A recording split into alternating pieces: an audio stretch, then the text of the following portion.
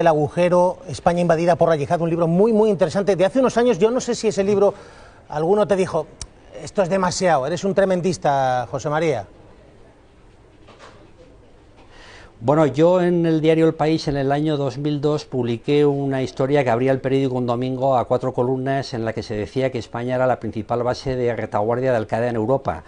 Y algunas personas, incluso dentro del propio periódico, pues a mí y a alguno de mis jefes nos miraron de reojo. En el 2001, en el 2002, prácticamente ningún periodista hablaba en España de la amenaza yihadista. Las personas que de alguna forma ponían el acento en esta amenaza, tanto en el mundo judicial como en el mundo policial o en el mundo periodístico, eran muy pocas, ¿no? Y se pensaban que estas informaciones eran un tanto exóticas o incluso algunos pensaban que eran exageradas. Quiero recordar, por ejemplo, un auto de procesamiento de Baltasar Garzón, el exjuez de la Audiencia Nacional, en el que procesó a toda la cúpula de Al-Qaeda Central, de Osama Bin Laden, Ayman al-Zawahiri, Mustafa Sedmarian y otros importantes líderes de Al-Qaeda a principios del año 2000. Y recuerdo que en muchas tertulias de radio y televisión, incluso en comentarios en la prensa, pues se tachó a Baltasar Garzón en aquel momento de un juez estrella que pretendía llamar la atención, que exageraba y que ponía en el punto de atención algo que se veía muy lejano, muy exótico y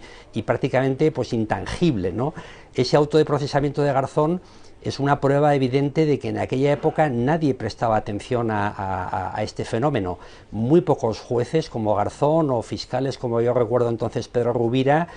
atendían a esta amenaza, y periodistas, pues es una autocrítica, pero es cierto que poquísimos en nuestro país veían esto como una amenaza. Yo tuve en aquella época la suerte de tener de jefe a Antonio Caño, que es el actual director del País, que venía de Estados Unidos. Venía bastante concienciado de lo que la amenaza yihadista suponía en ese país. Ellos habían tenido en el año 1992-93 el atentado contra el World Trade Center, donde hubo varios muertos, un camión bomba, y en Estados Unidos ya en los países anglosajones se veía como una amenaza. Pero claro, Al-Qaeda hasta finales de los años 90 era una desconocida en Europa. Quiero recordar que fue en el año 98 o 99 el primer año en que se publica por primera vez en un medio británico el nombre de Al-Qaeda. Y en realidad lo que pretendo decir con esto es que este es un fenómeno antiguo, bastante viejo, del que estamos hablando ahora como si fuera algo nuevo, que nos preocupa porque esta gente está atacando a los continentes acomodados y seguros como Europa o los Estados Unidos, pero desde finales de los 90 y principios del año 2000 los intentos de atentado de los grupos salafistas en Italia, en Alemania, en Francia, en España, en Bélgica han sido numerosísimos. Los grupos salafistas han intentado atentados en el metro de Londres en 5 o 6 ocasiones. Lo que ocurre es que fracasaban, como fracasaban también en sus intentos de atentado contra estadios de fútbol en Francia, y la mayoría de la gente, los ciudadanos y los periodistas, no les prestábamos la atención suficiente. Pero esta es una amenaza antigua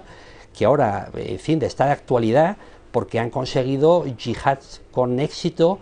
en Madrid en el 2004, en Londres en el 2005, en París en el 2014 y 2015, y ahora vemos esto como una amenaza próxima, cercana. Nos da miedo, vemos que somos vulnerables, pero esta amenaza es antigua y esta amenaza va a continuar, porque aunque se termine con el estado físico de Daesh ahora, el estado virtual o la ideología va a continuar. José María, por ejemplo, la información que tú publicas este fin de semana, muy interesante, sobre Mustafa Amaya, hijo de españoles, y que ha, digamos, reclutado a 200 personas en nuestro territorio. Bueno, este ejemplo de lo que publicamos este domingo en el diario El País,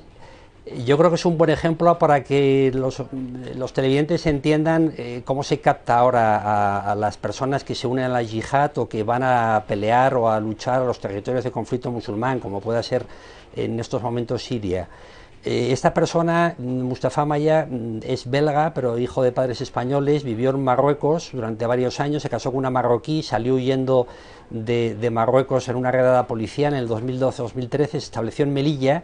y la peculiaridad de este personaje es que este señor es minusválido, lleva muchos años sentado en una silla de ruedas, vivía en una pequeñita casa humilde junto a un parque en la zona de La Cañada, uno de los barrios musulmanes más marginales de Melilla, y desde su silla de ruedas y con un pequeño portátil, este señor ha estado captando durante varios años decenas de combatientes, de muyahidines, procedentes de 8 o 9 países diferentes, incluyendo España, para que se unieran al Estado Islámico en Siria. Al principio, cuando fue detenido, él negó absolutamente todo, pero ahora, un año y medio después, la policía española ha examinado su portátil, ha conseguido reconstruir algunas de las conversaciones que mantuvo por Skype y por su cuenta de Facebook, y él mismo, ante una comisión rogatoria de jueces franceses y españoles, hace unas semanas ha confesado que captó a más de 200 personas de 9 o 10 países distintos, incluso desde Indonesia, para que se unieran a la yihad en Siria.